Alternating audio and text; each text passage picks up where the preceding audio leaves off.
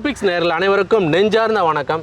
இன்னைக்கு நம்முடைய அரசியல் பார்வையில் ஒரு முக்கியமான விஷயம் அலச போகிறோம். அதை பற்றி பேசுறதுக்காக சீனியர் ஜேர்னலிஸ்ட் துரைக்கருணா அவர்கள் இணைந்திருக்கிறாரு.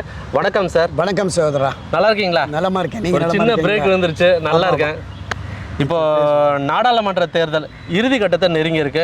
6 கட்டம் முடிந்து நாளைக்கு 7வது கட்டம் நடக்க இருக்கு. இதெல்லாம் ஒரு பக்கம் சூடு பிடிக்க நம்ம மோடி அவர்கள் பிரச்சாரத்தில் தமிழ்நாட்டில் ஒரு வகையாக பிரச்சாரம் பண்ணார், நார்த்தன் சைடில் வேறு மாதிரியான ஸ்டைலில் பிரச்சாரம் பண்ணார். இதெல்லாம் ஒரு கட்டம் போய் இப்போ கன்னியாகுமரிக்கு வந்துட்டார். இதெல்லாம் எப்படி பார்க்குறீங்க? இந்த நடந்து முடிந்திருக்கிற நாடாளுமன்ற பொது தேர்தல் என்பது எல்லா அரசியல் கட்சிக்குமே ஒரு மிகப்பெரிய சவாலாக இருந்தது. ஒரு 10 ஆண்டுகள் ஆட்சி கட்சியாக இருந்த பாரதிய ஜனதா கட்சி மீண்டும் 3வது முறையாகவும் ஆட்சி அமைக்கணும், ஒரு ஆட்சிக் வெற்றியை பெற்று பிரதமராக மீண்டும் பிரதமர் நரேந்திர மோடியை கொண்டு வரணும் அப்படிங்கிற மாதிரியான ஒரு கருத்தாக்கத்தின் அடிப்படையில் அவங்க தொடக்க முதலே கடந்த 2-3 மாதங்களுக்கு முன்பே ஒரு 400 இடங்களில் என்டிஏ அணி வெற்றி பெறும், பாரதிய ஜனதா கட்சி மட்டுமே ஒரு 350-360 இடங்களில் வெற்றி பெறும் அப்படிங்கிற மாதிரியான ஒரு கட்டமைப்பு, ஒரு பிம்பத்தை உருவாக்கிட்டு அதற்கான வியூகங்களை வகுத்து அவங்க களத்தில் இறங்கினாங்க. அவர்கள் இறங்கி நீங்கள் குறிப்பிட்டது மாதிரி பிரச்சாரம் என்பது மிக கடுமையாக இருந்தது. கடுமையாக இந்தியா கூட்டணியை விமர்சிக்கிறது என்பதும் இருந்தது. அந்தந்த பகுதிகளில் மாநில பிரச்சனைகளையும் தொட்டு பேசினாங்க. சில நேரங்களில் மத ரீதியான சில பிரச்சனைகளை கூட அதுதான் கேட்கலான்னு அது ஒரு பெரிய இஷ்யூவாக ஆகி போயிடுச்சு. ஒரு பிரதமராக இருந்து நிச்சயமாக அந்த மாதிரியான ஒரு அணுகுமுறையை அவர் கடைபிடித்திருக்கிறது கூடாது என்பதுதான் என்னோட பார்வை. அதற்கு எதிர்வினை ஆற்றிய ஐஎன்டிஏ இந்தியா கூட்டணியின் சார்பாக பாரதிய ஜனதா கட்சியினுடைய 10 ஆண்டு ஆட்சியின் மீது கடுமையான விமர்சனத்தை வைத்தார்கள். பிரதமர் நரேந்திர மோடி மீதும் அமைச்சரவை சகாக்கள் மீதும் அமித்ஷா மீதுமே கடுமையான குற்றச்சாட்டை சொல்லி இந்த தேர்தலில் நிச்சயமாக மக்கள் பாரதிய ஜனதாவுக்கு எதிரான ஒரு நிலைப்பாட்டை எடுத்திருக்கிறாங்க. எனவே ஐஎன்டிஏ இந்த இந்தியா கூட்டணி என்பது வெற்றி பெற்ற ஆட்சி அமைக்கும் அப்படிங்கிற மாதிரி அவங்க பிரச்சாரத்தை முன்னெடுத்து தேசம் முழுவதும் போனாங்க. கிட்டத்தட்ட 6 கட்டங்கள் முடிந்து 7வது கட்டமாக நாளை வாக்குப்பதிவு நடைபெறுகிறது. இந்த 7ஆம் கட்ட வாக்குப்பதிவின் போது நீங்கள் குறிப்பிட்டது மாதிரி பிரதமர் நரேந்திர மோடி அவர்கள் விவேகானந்தர் கன்னியாகுமரியில் விவேகானந்தருடைய அந்த பாறையில் தன்னுடைய தியானத்தை தொடங்கி இருக்கிறார். ஏற்கனவே 2014 தேர்தல் முடிந்த உடனே இதே போல் மகாராஷ்டிராவில் ஒரு ஆன்மீக இடத்திற்கு போய் அவர் வழிபாடு நடத்தினார்னு கேள்விப்பட்டோம். கடந்த 2019 தேர்தல் முடிந்ததுமே இமயமலை பகுதிக்கு போய் ஹரித்வார் பகுதிகளில் போய் அங்கேயும் இது மாதிரி தியானத்தில் இருந்தார் அப்படின்னாங்க. இப்போ 3ஆம் கட்டமாக தமிழகத்தை நோக்கி அவருடைய பார்வை திரும்பி இருக்குது. பிரதமர் நரேந்திர மோடியை பொறுத்தளவில் இந்தியாவின் பிற மாநிலங்களில் பேசினாலும் சரி, வெளிநாடுகளில் போய் பேசினாலும் சரி, இந்த தமிழர் பண்பாடு, தமிழ் கலாச்சாரம், இவர்களுடைய மேன்மை குறித்து பல விஷயங்கள் பேசினார். திருக்குறளை கூட அவர் பல பகுதிகள் ஐநா சபை உட்பட பல பகுதிகளில் போய் மேற்கோள் காட்டி பேசினார். எனவே இந்த முறை தமிழகத்திற்கு நோக்கி அவர் பார்வை வந்தது என்பது தமிழ் மக்களினுடைய மதிப்பை, மரியாதையை நாம் கூடுதலாக பெற வேண்டும் என்கிற எண்ணத்தின் அடிப்படையில் இந்த தியானத்தை உட்கார்ந்துருக்கார். இந்த தியானத்திற்கு எதிராகவுமே இந்தியா கூட்டணியைச் சேர்ந்த காங்கிரஸ் கட்சியாகட்டும், பொது உடைமை கட்சிகளாகட்டும், அல்லது திராவிட முன்னேற்ற கழகமாகட்டும், இந்த கட்சிகள் கடுமையாக விமர்சனம் பண்ணுறாங்க. ஏன்னா தேர்தல் நடைமுறை அமலில் இருக்கிற பொழுது ஒரு கட்சியின் தலைவர், பாரத பிரதமர் ஒரு இடத்துல போயிட்டு இது மாதிரி தியானம் பண்ணுறது கூடாது அப்படிங்கிறாங்க. கிடையாது. ஆமாம். என்ன காரணம்னா, இப்போ மேற்கு வங்கம், உத்தரப்பிரதேசம் உள்ளிட்ட ஒரு 57 தொகுதிகளில் நாளை வாக்குப்பதிவு நடைபெறுகிறது. அப்போ அது வட மாநிலங்களில் ஒரு இந்துத்துவ உணர்வு, ஆன்மீக உணர்வுடையர் அதிகமாக இருக்கிறாங்க. மேற்கு வங்கத்தை சேர்ந்தவர் தான் சுவாமி விவேகானந்தர். அப்போ இந்த விவேகானந்தர் பாறையில் உட்காரும்போது அங்கே அது எதிரொலிக்கும். மேற்கு வங்கத்தில் ஒரு தாக்கம் ஏற்படும். வாரணாசியில் இவர் போட்டியிடுகிறார், அங்கேயும் நாளைக்கு தான் வாக்குப்பதிவு நடைபெறுகிறது. அவருக்கும் ஒரு சாதகமான அம்சம் வரும். இதையெல்லாம் தாண்டி தேர்தல் நடத்தை விதிமுறை அமலில் இருக்கிற இந்த நேரத்தில் தேர்தல் ஆணையம் அனுமதிச்சிருக்கக்கூடாது அப்படிங்கிற மாதிரியாக அவங்க தேர்தல் ஆணையத்தில் மனு கொடுத்துருக்காங்க. திமுக, காங்கிரஸ். எலெக்ஷன் கமிஷன் ஒன் சைடாகவே இருக்கிறதா ஒரு குற்றச்சாட்டு இருக்குல்ல. அதாவது எந்த ஒரு புகார் கொடுத்தாலும் அதற்கேற்ற நடவடிக்கை எடுக்கலன்னு ஒரு இது இருக்குல்ல.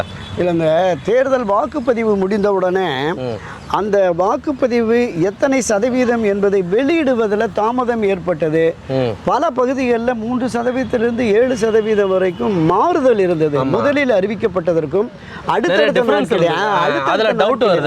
அடுத்தடுத்த நாட்களில் அறிவிக்கப்பட்டதற்கும் ஒரு நீண்ட இடைவெளி இருக்கிறதுனால இது சந்தேகத்தை உருவாக்குகிறது அப்படிங்கிற மாதிரி இவங்க சொன்னாங்க. கிட்டத்தட்ட ஒரு 10-12 பக்கம் தேர்தல் ஆணையம் இதுவரையிலும் இல்லாத அளவிற்கு ஒரு மிகப்பெரிய விளக்க கடிதத்தை கொடுத்துருந்தாங்க. அப்போ இந்த தேர்தல் ஆணையம் இதற்கு விளக்கம் அளிக்கிற பொழுது கிட்டத்தட்ட ஒரு 12 பக்க அறிக்கையாகவே சமர்ப்பித்திருந்தார்கள். தேர்தல் ஆணையத்தின் மீது எந்த குற்றக்குறைபாடும் இல்லை. அங்கிருந்து வருகிற தகவல்கள் ஒவ்வொரு பகுதி வாரியாக, ஒவ்வொரு சட்டமன்ற தொகுதி வாரியாக, ஒவ்வொரு நாடாளுமன்ற தொகுதி வாரியாக வாக்கு சதவீதம் வருவதில் ஏற்படுகிற தாமதத்தின் விளைவாக தான் இது இருந்தது. இதில் எந்த முறைகேடும் தவறும் நடைபெறவில்லை, இதை அரசியலாக்க வேண்டாம் என்கிற மாதிரி தேர்தல் ஆணையம் ஒரு பெரிய விளக்கத்தை கொடுத்திருந்தது. இன்று ஒரு வழியாக எல்லாம் முடிந்து நாளையோடு இந்த 542 தொகுதி, ஒரு தொகுதியில் பாஜக வேட்பாளர் அவர் அன்னபோஸ்டா வந்துட்டார். மிச்சம் 542 தொகுதிகளில் நாளையோடு முடிந்துருது.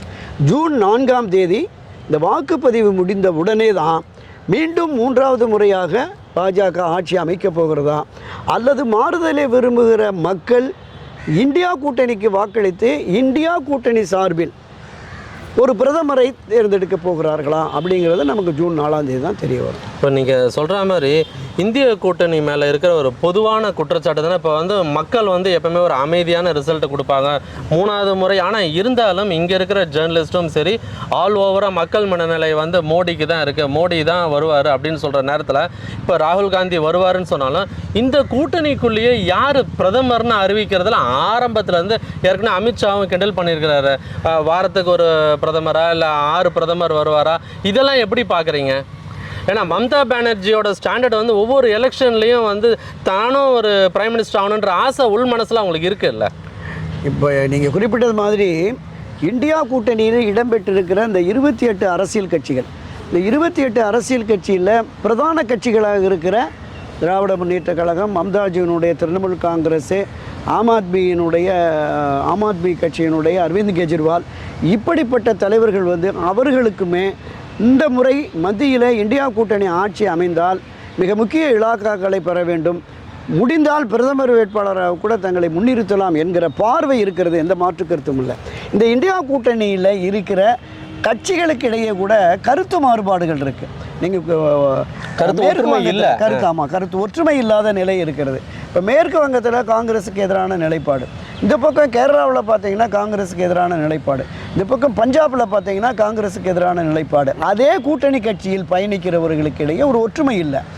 ஒரே போட்டில் தான் போகிறாங்க, ஒவ்வொரு மாறுபட்ட யார் கேப்டன் அவங்களுக்கே தெரியல. ஆமாம். இப்போ இதை தாண்டி அந்த மாநிலத்தில் இருக்கிற வலிமையான கட்சிகள், அரசியல் கட்சிகள் இருக்குல்ல, அந்த கட்சிகள் என்ன நினைக்கிறாங்கன்னா ஆட்சி மாற்றம், பாரதிய ஜனதா கட்சி வர வாய்ப்பில்லை, நமக்கு வாய்ப்பு இருக்கிறது ஆட்சி மாற்றம் வந்தால் மிக அதிக நாடாளுமன்ற உறுப்பினர்களோடு சென்றால் முக்கிய இலாக்காக்களை பெறலாம், முக்கியமான பதவிகளை அதிகம் பேருக்கு பெறலாம் என்கிற கண்ணோட்டம் இருக்கிறதுனால தங்களுடைய கூட்டணி கட்சிகள் வெற்றி பெறுவதற்கான களப்பணியை கூட சரியாக ஆற்றலைங்கிற மாதிரி வட மாநிலங்கள்லேருந்து நமக்கு தகவல்கள் வருகிறது.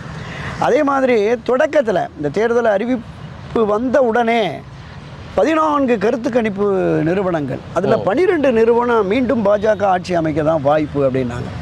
அடுத்தடுத்து முதற்கட்டம், 2ஆம் கட்டம், 3ஆம் கட்ட வாக்குப்பதிவு நடைகிற பொழுது இல்லை பாஜகவுக்கு ஒரு பின்னடைவு ஏற்படும், சரிவு ஏற்படும், அவர்கள் மீண்டும் ஆட்சி அமைப்பதற்கு போதிய அளவிற்கான இடங்கள் கிடைக்காது அப்படிங்கிற மாதிரி தகவல்கள் வந்துட்டு இருந்தது. ஆனால் பாரதிய ஜனதா கட்சியை பொறுத்தளவில் அந்த 4 கட்டம் 5 கட்டம்லேயே 270 300 இடங்கள் 320 இடங்களுக்கு மேலே எங்களுக்கு வருங்கிற மாதிரி இருக்குது. எனவே எங்களுடைய இலக்கை அடைந்து விடுவோம். 360 இடங்கள் பாஜக மட்டுமே தனித்து, 400 இடங்கள் என்டிஏ அணி வரும் அப்படிங்கிற மாதிரி இன்னும் அவர்கள் நம்பிக்கையோடு இருக்கிறார்கள். இவர்களுடைய நம்பிக்கை வெல்லுகிறதா அல்லது இந்தியா கூட்டணியுடைய எதிர்பார்ப்பு வெற்றி பெறுமா அப்படிங்கிறத நம்ம 4ஆம் தேதி வாக்குப்பதிவின் போது தான், வாக்கு எண்ணிக்கையின் போது தான் தெரிய வரும். என்ன காரணம்னா, இப்போ பாரதிய ஜனதா கட்சி 10 ஆண்டுகள் ஆட்சி அதிகாரத்தில் இருக்கிறது. ஒரு ஆட்சி கட்சிக்கு எதிரான மக்களின் மனநிலை என்பது நிச்சயமாக இருக்கும். ஒரு 5 ஆண்டுக்கு ஒரு முறையே ஆட்சி மாற்றம் வேணுங்கிற மாதிரியான ஒரு கருத்தாக்கம் மக்கள் மனதில் இருக்குது. 10 ஆண்டு ஆனதுனால இருக்கும். அப்படி இருக்கிற பொழுது மாற்று யார் என்கிற பார்வை இருக்கிறது. இந்த இந்தியா கூட்டணி வெற்றி பெற்றால் யார் பிரதமராக வருவார்? ராகுல் காந்தியா, கார்கேவா, அல்லது இந்த அணியிலே பயணப்படுகிற மம்தாஜியா, வேறு யாரும் வருவார்களா? இடதுசாரிகள் இதில் ஏதாவது முயற்சி எடுப்பார்களா அப்படிங்கிற மாதிரி ஒரு குழப்பமான நிலை இருக்கிறது. ஸோ இந்த குழப்பமான நிலை மக்கள் மனதிலும் 1977 80 காலகட்டங்கள், 89 90 91 காலகட்டங்களில் ஒரு 2-3 பிரதமர்களை பார்க்குற மாதிரி இருந்தது. அன்றைக்கு மொரார்ஜி தேசாய், சரண் சிங் போன்றவர்கள் இருந்தாங்க. மிகப்பெரிய அறிஜீவிகள் இருந்த காலத்திலேயே ஒரு நிலைத்த ஆட்சியை கொடுக்க முடியல. அதே போல் 89 தேசிய முன்னணி தொடங்கி விபி சிங், குஜ்ரால், தேவகப்டான்னு அவங்களும் ஒரு 3-4 பிரதமர்களை கொண்டு வந்தார்கள். அப்போ ஒரு நிலைத்த அரசு வேண்டும் என்கிற பார்வை இருந்தால், அந்த ஒருமித்த கருத்து ஆமாம், அதுதான். அப்படி வருகிற பொழுது மீண்டும் பாஜக வருவதற்கு வாய்ப்பு இருக்கிறது. ஆனால் இந்த 10 ஆண்டு ஆட்சியின் மீது மக்களுக்கு அதிருப்தி, நரேந்திர மோடியினுடைய செயல்பாடுகளில் மக்களுக்கு அதிருப்தி, இந்த வேலையில்லா திண்டாட்டம் உள்ளிட்ட பல்வேறு பிரச்சனைகள் அந்த மக்களை ஒரு யோசிக்க வச்சான். ஒரு மாற்றத்தை தான் உருவாக்குமே என்று அவர்கள் கருதுவார்கள். ஆனால் இந்தியா கூட்டணி வெற்றி பெற்று ஆட்சி அமைப்பதற்கு வாய்ப்பு இருக்கிறது. எந்த மனநிலையில் மக்கள் வாக்களித்திருக்கிறார்கள் அப்படிங்கிறது தான் நாம் அந்த ஜூன் 4 பார்க்கலான்னு சொல்லியிருந்தேன். இன்னொன்று என்னன்னா, ஒரு பெரிய அளவில் அரசுக்கு எதிராக, ஆட்சிக்கு எதிரான ஒரு கோப அலை இருந்துச்சுன்னு வச்சிங்களேன், ஒரு 75-80% வாக்குப்பதிவு வந்திருக்கும். ஆனால் பெரும்பாலுமே பார்த்தீங்கன்னா ஒரு 65, குறைந்தபட்சம் 68-69 தான் அதிகபட்சம் வாக்கு சதவீதம் வந்திருக்கிறது. எனவே இந்த நிலை என்பது அரசுக்கு எதிரான கோபம் மக்களுக்கு இருக்கிறதாங்கிற சந்தேகத்தை உருவாக்கி இருக்கிறது. இன்னொரு புறத்தில் இந்தியா கூட்டணி நம்பிக்கையோடு இருக்கிறார்கள். எங்களுடைய வியூகம் என்பது சரியாக நாங்கள் களமாடி இருக்கிறோம். எனவே பல பகுதிகளில் ஒரு பின்னடைவு, சரிவு பாஜக இருக்கும். பல மாநிலங்களில் கடந்த தேர்தலில் 303 இடங்கள் பெற்றதில் 200ஐ தாண்ட முடியாது இந்த முறை அப்படிங்கிற மாதிரி இவங்க தரப்படுதுன்னு சொல்கிறாங்க. எது எப்படியோ ஜூன் 4ஆம் தேதி வாக்குப்பதிவு எண்ணி ஒரு 3 மணி நேரத்திலேயே நமக்கு தெரிஞ்சிடும். ஓகே, இறுதியாக ஒன்று, அதாவது மக்கள் பார்வை ஒரு பக்கம் இருக்கட்டும், இந்த கருத்து கணிப்புன்ற பேரில் போடுறது ஒரு பக்கம் இருக்கட்டும், அதிகாரிகள், உளவுத்துறை அதிகாரிகள், அது ஐபியா இருக்கட்டும், எது வேணாலும் இருக்கட்டும், அவங்க டெல்லி சோர்ஸ்லேருந்து வந்த தகவல் படி, ஸோ அதாவது அடுத்தது இவங்க தான் சிஎம் ஆக போகிறாங்கன்னா ஃபஸ்ட்டு பேரிகேடு மாறும். அடுத்தது ஒவ்வொருத்தராக பூங்கொத்தை முன்னாடி அட்வான்ஸ்டாக கொடுப்போம். இது ஆந்திராவில் இப்போ ஒரு சம்பவம் நடந்து ஒருத்தர் சஸ்பெண்ட் பண்ணாங்க. இப்போ இது மாதிரி ராகுல் காந்தியை சில அதிகாரிகள் போய் சந்திக்கிறதா ஒரு தகவல் வந்திருக்கு முன்கூட்டியே. அது எப்படி அவங்க சோர்ஸில் என்ன சொல்கிறாங்க? இல்லை, அதிகாரிகள் போய் சந்திப்பது ஒரு பக்கம் இருந்தாலும், இந்த 1ஆம் தேதி இந்த இந்தியா கூட்டணி வெற்றி பெற்றால் யாருக்கு எந்த இலாக்கா, எப்படி ஆட்சி அதிகாரத்தை அமைப்பது, எப்படி பகிர்ந்து கொள்வது அப்படிங்கிற மாதிரியான ஒரு ஆலோசனை கூட்டம் நடத்த போகிறாங்க அப்படிங்கிற மாதிரி கூட தகவல்கள் வந்திருக்கு. ஆமாம், தேர்தலினுடைய வெற்றி தோல்வியை யாராலும் தீர்மானிக்கவே முடியாது. அந்த பகுதி நிச்சயமாக இது மாதிரி நடந்தது. தமிழ்நாட்டில் கூட 1973 திண்டுக்கல் நாடாளுமன்ற இடைத்தேர்தல், அதுதான் அவங்க ஹிஸ்டரி சொல்லலாம். ஆமாம், அந்த தேர்தலில் திரு எம்ஜிஆர் தோற்று விடுவார் அப்படின்னு ஏறத்தாழ 1 லட்சம் சுவரொட்டிகள் தமிழ்நாடு பூரா ஒட்டுறதுக்கு எம்ஜிஆருக்கு நாமம் போட்டது மாதிரி திண்டுக்கல் நாடாளுமன்ற தொகுதியில் மட்டுமே ஒட்டுவதற்கு 10,000 சுவரொட்டிகள் கொண்டு வந்து அங்கே இறக்கியிருந்தாங்க. அதே மாதிரி 1980 நாடாளுமன்ற தேர்தலில் திமுக காங்கிரஸ் அணி வெற்றி பெற்று விட்டது. இந்த மக்களின் நம்பிக்கை எம்ஜிஆர் ஆட்சியை இழந்துருச்சுன்னா ஆட்சியை கலைச்சிட்டு 6 மாதம் 5 மாதத்திலே ஒரு தேர்தல் வருது, சட்டப்பேரவை பொது தேர்தல். நான் என்ன தவறு செய்தேன் என்று எம்ஜிஆர் பிரச்சாரம் செய்து உடனடியாக அவர் வெற்றி பெற்று ஆட்சி அதிகாரத்திற்கு வருகிறார். ஆனால் திராவிட முன்னேற்ற கழகமும் காங்கிரஸும் நீங்கள் குறிப்பிட்டது மாதிரியே வாக்கு எண்ணிக்கைக்கு ஒரு 4 நாட்களுக்கு முன்னையே உட்கார்ந்து காங்கிரஸினுடைய தமிழ்நாடு காங்கிரஸ் தலைவர் கமிட்டியினுடைய தலைவர் திரு எம்பி சுப்பிரமணியத்தில் ஒரு லிஸ்ட்டு கொடுங்க, யாரெல்லாம் நம்ம மினிஸ்டர். ஏன்னா 50-50 சீட் ஷேரிங், காங்கிரஸும் திமுகவும் கூட்டணி அரசு அமைக்கும் என்று தான் அவங்க ஆளுக்கு 109 காங்கிரஸும் திமுக. ஆமாம், மீதம் உள்ள ஒரு 10-16 சீட்டுகளை மற்ற சிறிய கட்சிகளுக்கு கொடுத்துட்டாங்க. 2 பேருமே சேர்ந்து ஆட்சி அதிகாரத்தை அமைப்போம் அப்படின்னு அப்போ ஒரு பிரச்சனை உருவானது. காங்கிரஸ் 67 ஆட்சியை இழந்தது, எனவே இந்த கூட்டணி ஆட்சி காங்கிரஸ் தலைமையில் தான் அப்படின்னு காங்கிரஸார் குரல் கொடுக்குறாங்க. திராவிட முன்னேற்ற கழகம் இல்லை, 69 அண்ணா மறைவுக்கு பிறகு 76 வரைக்கும் முதலமைச்சராக இருந்தவர், எனவே அவரை முதலமைச்சராக நாம் பிரகடனப்படுத்தினால்தான் வெற்றி சாத்தியம், எனவே கருணாநிதி முதலமைச்சர் என்று அறிவிக்க வேண்டும் என்று திமுகவினர் இந்த பஞ்சாயத்து டெல்லிக்கு போய் இந்திரா காந்திகிட்ட பேசுகிறாங்க. இப்போ இந்திரா காந்தி என்ன சொல்கிறாங்க, இரு தரப்புமே தேர்தலை சந்தித்து வெற்றி பெறட்டும், எந்த கட்சி அதிக எம்எல்ஏக்களை பெற்றிருக்கிறதோ அந்த கட்சி சார்பாக முதலமைச்சரை தேர்ந்தெடுப்போம் அப்படின்னு திமுகவினர் ஒப்புக்கொள்ளவில்லை. இல்லை கலைஞரை அறிவித்தாதான் அந்த வெற்றி சாத்தியம் அப்படின்னு. இந்திரா காந்தி வேறு வழி இல்லாமல் இங்கே வெற்றி பெற்றால் காங்கிரஸ் திமுக கூட்டணி ஆட்சிக்கு கருணாநிதி தான் தலைமை பொறுப்பு வைப்பார் அப்படின்னு சொல்லி அறிவிச்சிட்டாங்க. அப்போவே காங்கிரஸாருக்கு ஒரு பெரிய சலிப்பு பின்னடைவு வந்தது. விளைவு இந்த 2 பேரும் ஒருத்தருக்கு ஒருத்தர் காலவாரி கிட்டத்தட்ட ஒரு 30-40 சீட்டு தான் அவங்க வெற்றி பெற்றாங்க. ஒரு 128-130 இடங்களை வெற்றி பெற்று மீண்டும் புரட்சித் தலைவர் எம்ஜிஆர் ஆட்சி அதிகாரத்துக்கு வந்துட்டார். அப்போது வள்ளுவர் கோட்டத்தில் எந்த 1980 அதனால தான் உங்கள்கிட்ட வருஷம் கேட்டேன், கரெக்டாக சொல்லுவீங்க. 1980ஆம் ஆண்டு சட்டப்பேரவை தேர்தல் முடிந்து முடிவுகள் வெளியாவதற்கு 4 நாட்களுக்கு முன்னதாகவே வள்ளுவர் கோட்டத்தை புக் பண்ணிட்டாங்க. பந்தல் சிவான்னு ஒருத்தர் மிகப்பெரிய மாநாடுகளுக்கெல்லாம் தஞ்சை பந்தல் சிவான்னு அவர்கிட்ட கூப்பிட்டு இன்டீரியர் டெக்கரேஷனுக்கெல்லாம் சொல்லிட்டாங்க.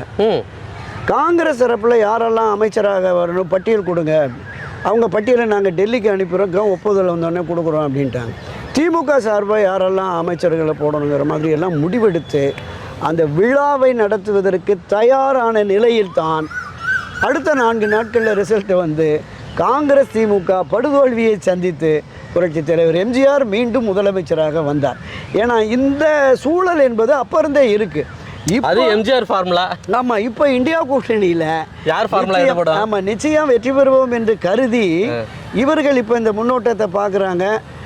பெரும்பாலான ஊடகங்களும் கருத்து கணிப்பு நிறுவனங்களும் தன்னுடைய முந்தைய நிலையை மாற்றிக்கொண்டு இப்போது 200-220 இடங்கள்லேயே என்டிஏ பாஜக முடங்கிறோம், 280க்கு மேலே இவங்க வெற்றி பெற்ற ஆட்சி அதிகாரத்திற்கு இந்தியா கூட்டணி வந்துவிடும் என்கிற மாதிரியான ஒரு பிம்பத்தை கட்டமைத்து அதற்கான வேலை திட்டங்களையும் உருவாக்கி அதன் விளைவாக நீங்கள் குறிப்பிடுற மாதிரி அதிகாரிகள் போய் பார்க்கலாம். ஆனால் ராகுல் காந்தியை பிரதமர் வேட்பாளராக இந்த 28 கட்சிகள் இந்தியா கூட்டணியில் எவ்வளோ பேர் ஏற்பார்கள் அப்படிங்கிறதும் ஒரு பெரிய கேள்வியாக இருக்குது. ஏன்னா இந்திய கம்யூனிஸ்ட் கட்சி ராகுலை தோற்கடிப்பேன் அப்படின்னு அனி ராஜா வயநாடு தொகுதியில் இது கடுமையாக விமர்சனம் பண்ணாங்க. காங்கிரஸுக்கு வாக்களிப்பது பாஜகவுக்கு வாக்களிப்பதற்கு சமம் என்று வெஸ்ட் பெங்காலில் மம்தா பானர்ஜி பிரச்சாரம். அதாவது இவங்களுக்கு எதிரியும் விரோதியும் வெளியில் இல்லை, உள்ளே தான் இருக்காங்க. டெல்லியில் உடன்பாடுன்னு ஒரு 3 தொகுதி கொடுத்த ஆம் ஆத்மி பஞ்சாபில் ஒரு தொகுதி கூட கொடுக்க மாட்டோம், காங்கிரஸை வீழ்த்துவோம் என்று களமாடுகிறார்கள். ஆனால் நாங்கள்லாம் இந்தியா கூட்டணியில் தான் இருக்கோம் அப்படிங்கிற இந்த முரண்பாடு மக்கள் மத்தியில் எப்படி இவர்கள் மீது ஆதரவை கொடுக்கிறதா, அதிருப்தியை வெளிப்படுத்துகிறதா, அவர் எல்லாமே நமக்கு ஜூன் 4 வெட்ட வெளிச்சமாக தெரிஞ்சுவிடும். ஓகே, உங்களோட ஆழமான அழகான கருத்துக்களை எங்களுக்காக நேரம் ஒதுக்கி உங்களோட பதிவு செய்தமைக்கு நன்றி. மீண்டும் ஒரு காணொலியில் உங்களை சந்திக்கிறேன். நன்றி, வணக்கம். வணக்கம்.